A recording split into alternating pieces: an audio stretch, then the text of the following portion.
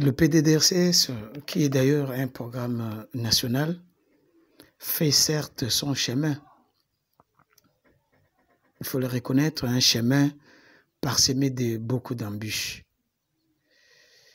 Mais c'est la voie royale pour la pacification, car le programme est assorti d'un programme de réinsertion des combattants.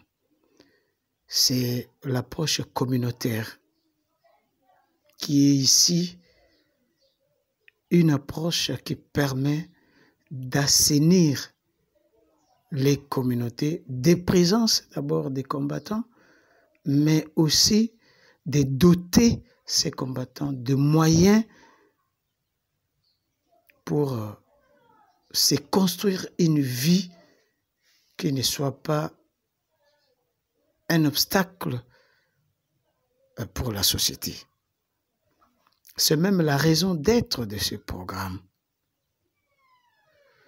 À mon dernier passage, à Bunia, j'ai eu le temps de visiter le site. On ne peut pas dire que tout est parfait. Il y a certes des difficultés, mais j'ai vu la coordination provinciale se battre pour chaque fois trouver des réponses ponctuelles aux problèmes qui se posaient. Le problème des manques d'infrastructures, le problème d'alimentation, le problème de santé aussi des combattants. Une infirmerie d'ailleurs sur place et est ouverte pour justement prendre soin de ces combattants. Des détracteurs jettent de l'anathème sur le programme pour décourager la réelle volonté des combattants. C'est l'œuvre de la main noire qui alimente les hostilités pour son propre bien. C'est l'œuvre des détracteurs qui ne veulent pas que la guerre se termine en Ituri. Mais il faut noter qu'il y a aussi des vautours au sein du programme qui travaillent contre le programme. C'est le moment ici de lancer un appel pathétique à Kinshasa.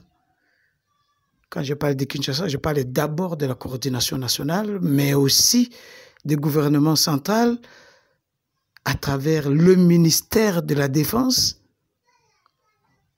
de faire en sorte de libérer des moyens pour que le processus, pour que ce programme continue son bonhomme de chemin.